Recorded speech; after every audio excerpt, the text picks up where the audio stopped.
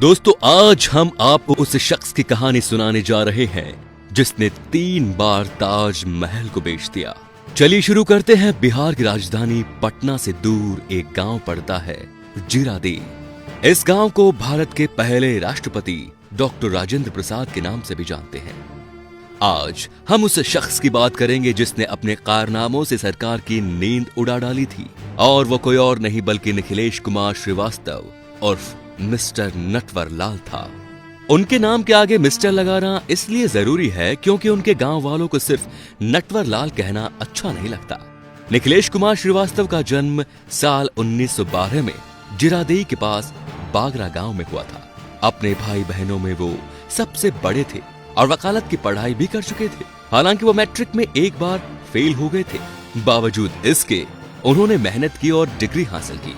उनकी जिंदगी आराम से गुजर रही थी कि तभी कुछ ऐसा हुआ कि उनके एक पड़ोसी ने बैंक डिमांड ड्राफ्ट दिया और बोले कि निखिलेश, बैंक में जाओ और मेरे पैसे निकाल लाओ। निखिलेश ने वो देखा और ऐसे ही साइन करने की कोशिश की। बाद में उसने देखा कि ये तो हूबहू सेम हो गई। यही से उसका खुरापाती दिमाग चला और उसने फर्जी साइन करके उसने उसके बैंक से 4,000 रुपए निकाल लिए। जब खाते के मालिक को इसकी जानकारी मिली तो उसने बैंक मैनेजर से इस बात की शिकायत की। जवाब में उसने ये कहा कि ये वही लड़का है जिसने पहली बार आपने पैसे लेने के लिए भेजा था। पड़ोसी समझ चुका था कि ये काम निखिलेश का ही है। यहां से कहानी शुरू होती है दोस्तों, निखिलेश कुमार श्रीवास्तव से मिस्टर नटवरलाल की। उसके बाद नटवरलाल भाग गए और पहुंच गए कलकत्ता। वहां पर वो पढ़ाई भी कर रहा था और एक सेठ के बेटे को ट्यूशन भी दे रहा था। किसी काम के लिए नटवर ने सेठ से पैसे मांगे तो सेठ ने उसे पैसा नहीं दिया और नटवर का एक महत्वपूर्ण काम रह गया। इस बात से आहत होकर नटवर ने सेठ को सबक सिखाने की ठानी और कॉटन के किसी बिजनेस में लगभग 4.5 लाख का चूना लगाया और कलकत्ता से भाग गया। अब उनको नौकरी करने का बिल्कुल भी मन नहीं था क्योंकि उसने एक नई दुनिया को देख लिया। नकली साइन करना उसके बाएं हाथ का खेल बन गया और वो इस खेल का पक्का खिलाड़ी बन गया। और यही उसकी सबसे बड़ी ताकत भी थी। साथ ही उन्हें फर्राटेदार अंग्रेजी बोलना और वेश बदलना भी बखूबी आता था। साथ ही आत्मविश्वास से लबालब भरा हुआ और अखबारों के माध्यम से पूरी दुनिया पर नजर रखना, यानी कि इनमें से किसी भी एक गुण का होना उसकी ताकत बन सकती थी। तो यहाँ तो नटवरलाल सर्वगुण संपन्न थे। ये उस समय की बात है जब केंद्र में नारायण दत्त वित्त मंत्री थे और राजीव गांधी प्रधानमंत्री थे। दिल्ली में मौजूद सुरेंद्र शर्मा की घड़ी की दुकान में नटवरलाल जाता है और खुद को वित्त मंत्री का पीएस सिक्योरिटी बताता है। प्रधानमंत्री राजीव गांधी कुछ विदेशी मेहमानों के साथ मीटिंग करेंगे और साथ में दावत भी होंगी। दावत के बाद प्रधानमंत्री उन सभी मेहमानों को घड़ी देना चाहते हैं, तो मुझे आपकी दुकान से 93 घड़ी चाहिए। दुकानदार को पहले तो शक हुआ, पर प्रधानमंत्री और इतनी सारी घड़ियों को एक साथ बेचने से रोक नहीं पाया। अगले दिन वो आदमी घड़ी लेने दुकान पहुंचा। दुकानदार को घड़ी पैक करने को कह के एक स्टाफ को अपने साथ नॉर्थ ब्लॉक में ले गया। नॉर्थ ब्लॉक में वो जगह है जहां प्रधानमंत्री से लेकर बड़े अफसरों के ऑफिस होते हैं। वहां पर उसने स्टाफ को भुगतान के तौर पर 32,829 रुपए का बैंक ड्राफ्ट दिया। 2 दिन बाद जब दुकानदार बैंक में पैसा जमा कराने गया तो बैंक वालों ने बताया कि वो ड्राफ्ट फर्जी है। फिर उस आदमी को समझ में आया कि वो व्यक्ति नटवरलाल था और उसको चूना लगा गया और उसके बाद वो कभी नहीं रुका।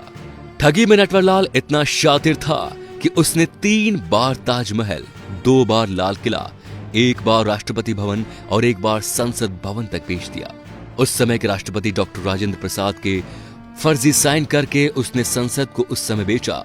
तब उसमें सभी मंत्री मौजूद थे। अब सवाल यह है कि वो इन इमारतों को बेचते कैसे थे और खरीदता कौन था? जवाब यह है कि वो उन सभी इमारतों को सरकारी अफसर बनकर बेचता था और खरीदने वाले विदेशी होते थे। नटवर किसी रईसी विदेश को पकड़ता और उन्हें इमारत को पकड़ने का प्रपोजल देता। सभी कागज बाकायदा सरकारी स्टाम्प्स के साथ होते जिसमें open space, building area, garden और हॉल इत्यादि सभी का ब्यौरा होता। साथ ही संबंधित अधिकारी का हस्ताक्षर भी खुद ही करता। ये देखकर विदेशियों को भी विश्वास हो जाता था और वो डील करने को तैयार हो जाया करते थे। अब सवाल यह है कि नटवरलाल ने किसको चूना लगाया। ये बात रिकॉर्ड नहीं है कि नटवरलाल ने कितने और किन किन लोगों को चूना लगाया। नटवरलाल ने नेताओं के साथ बड़े बड़े उद्योगपतियों को भी चूना लगाया, कभी समाज सेवक और कभी एनजीओ के तौर पर, तो कभी किसी और बहाने से। इन नामों में धीरूभाई अंबानी, रतन टाटा, बिरला जैसे प्रसिद्ध नाम भी हैं। इतने सारे कारनामों के कारण नटवरलाल प्रतिदिन अखबारों की सुर्खियां बनने लगा। अब वो अपने नाम को जब अखबारों में देखता था तो उसे गर्व होता था और वो खुश होता था। नटवरलाल ने 8 राज्यों में ठगी को अंजाम दिया, जिसमें बिहार, उत्तर प्रदेश, पश्चिम बंगाल, राजस्थान, दिल्ली, हैदराबाद, मध्य प्रदेश आता था। जब नटवर का नाम आम लोगों में पॉपुलर हो गया था, बिजनेसमैन खासतौर पर सचेत होने लगे थे। ऐसे ही उसकी गिरफ्तारी कानपुर में हुई, जब वो एक ज्वेलर्स की दुकान में खरीदारी करने गया। वहां वो अपना तिकड़म टिका ही रहा था कि दुकानदार को शक हो गया। उसने नटवरलाल को पहचान लिया और पुलिस को फौरन फोन कर दिया और नटवरलाल गिरफ्तार हो गया। कितने सारे मुकदमे दर्ज हुए होंगे और कितने साल की सजा हुई होगी, अगर आप इस बात को सुनेंगे तो आपकी उंगली दांतों तले आ जाएगी। पूरे देश भर से नटवरलाल पर 150 मुकदमे दर्ज हुए, जिनमें सिर्फ 9 मुकदमों पर ही फैसला आया था। अलग मुकदमों को जोड़कर देखें तो उन्हें 109 साल की जेल हुई, जिसमें से उन्हें एक ही मामले में बैल हुई थी। बाकी हर बार वो जेल से भागे ही थे। उन्होंने अपने सजा के केवल 20 साल ही जेल में गुजारे। जी हाँ, 20 साल ही क्यों कह रहे हैं आप, समझ गए होंगे। उनका एक किस्सा है लखनऊ जेल वाला, जो बहुत मशहूर है। वो किस्सा ये है कि ये बात उस दौर की है जब नटवरलाल लखनऊ की जेल में बंद थे। उसी दौरान उनके गांव से उनकी पत्नी की चिट्ठी आती है। जेल में आने वाली चिट्ठी और जाने वाली चिट्ठी सेंसर्ड होती है, यानी उस चिट्ठी को जेल के अधिकारियों द्वारा पढ़ा जाता है, फिर उसे अंदर या बाहर ले जाने की अनुमति होती है।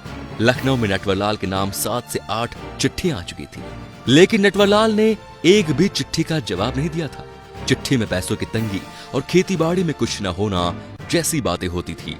अगली चिट्ठी आती तब नटवरलाल को खुद जेलर उस चिट्ठी को देने गया और बोले, तुम्हारी पत्नी अब तक इतनी चिट्ठियां लिख चुकी हैं, तुमने अभी तक एक भी चिट्ठी का जवाब नहीं दिया। नटवरलाल कहता कि मैं तो जवाब देना ही नहीं चाहता था, पर अब आप कह रहे हैं तो मैं जवाब दे देता हूं। नटवरलाल ने खत लिखा और जेल के डाकखाने में डाल दिया। जब अधिकारी ने उस चिट्ठी को पढ़ा तो उसमें लिखा था कि उसने अपने खेत के कोने कोने में कुछ गहने और पैसे गाड़े हैं, हो सके तो निकाल लेना और अपना जीवन बसर करती रहना। ये सुनकर अफसर के कान खड़े हो गए और मामले की जानकारी दी गई और तुरंत ही पुलिस स्टेशन को फोन किया गया और मामले की जानकारी दी गई। लोकल पुलिस तुरंत खेत पहुंचती है और फौरन खुदाई करती जाती है। लगभग पूरा खेत खोदने के बाद वहां कुछ नहीं मिला और वो वापस आ गए। अगले ही दिन उसने चिट्ठी लिखी जिसमें लिखा कि मैं जेल में रहकर इतनी मदद कर सकता हूँ, अब शायद खेत तैयार हो गया होगा, तुम खेत में बुहाई कर देना। चिट्ठी पढ़कर जेलर दंग रह गया और नटवरलाल के दिमाग की दावत दी। सोशल मीडिया पर यह किस्सा पुराना हो गया है दोस्तों। अब तक नटवरलाल एक प्रचलित नाम हो गया था, सब उनकी चालाकी के कायल हो चुके थे। ऐसे ही एक सुनवाई के बाद जज ने कहा कि तुम ये सब कह कैसे देते हो। जवाब में नटवरलाल ने कहा, आप मुझे 1 रुपया दोगे तो मैं आपको बताऊंगा। जज साहब ने उसे 1 रुपया दिया। उसके बाद नटवरलाल ने कहा कि मैं ऐसा करता हूं, मैं ठगी या चोरी नहीं करता हूं, मैं लोगों से पैसे मांगता हूं और वो मुझे दे देते हैं। मैंने आज तक किसी को धोखा नहीं दिया और न ही किसी का कोई नुकसान किया है। नटवरलाल से मिस्टर नटवरलाल बनने का उनका क्या सफर ये था। इसकी कहानी ये है कि एक साथ इतने सारे कारनामों 3 गाड़ियों के साथ अपने गांव आए थे, तो उन्होंने समस्त गांव वालों के लिए एक भोज का कार्यक्रम किया। इस भोज में तरह तरह के पकवान बने थे। भोज के उपरांत उन्होंने सभी को 100-100 रुपए भेंट दिए। वो गांव वालों के चहेते बन गए। दुनिया भले ही उसे ठग या कुछ और बुलाए, वो तो अपने गांव वालों के लिए मसीहा था, इसीलिए लोग सम्मान से उन्हें मिस्टर नटवरलाल कहते थे। नटवरलाल को साल 1996 में आखिरी बार दिल्ली के स्टेशन पर देखा गया, जब वो व्हील चेयर पर पुलिस वालों को चकमा देकर भाग गए। उसके बाद से उसे किसी ने नहीं देखा। नटवरलाल के साथ और क्या क्या चर्चित हुआ। जब नटवरलाल के कारनामे चरम पर थे, तब उस वक्त 1979 में लेखक निर्देशक राकेश कुमार ने अमिताभ बच्चन को लेकर मिस्टर नटवरलाल की एक फिल्म बनाई थी। उसमें सिर्फ फिल्म का नाम नटवरलाल था और उनके किसी भी कारनामों को फिल्म में टच नहीं किया गया। साल 2005 में आई फिल्म बंटी एंड बबलू में भी ताजमहल बेचे जाने का एक प्रसंग है। ये फिल्म भी ठगी पर ही आधारित है, जिसमें अभिषेक बच्चन और रानी मुखर्जी मुख्य किरदार में थे। उसके बाद साल 2014 में एक और फिल्म बनी थी, इमरान हाशमी स्टारर, और इस फिल्म का नाम था राजा नटवरलाल। निर्देशक थे कुणाल देशमुख। इस फिल्म में उनके कारनामों की एक या दो झलकियां दिखती हैं। नटवरलाल आज होते तो कैसे होते। कहते हैं इंसान और वक्त इन दोनों की तुलना एक साथ कभी नहीं करनी चाहिए।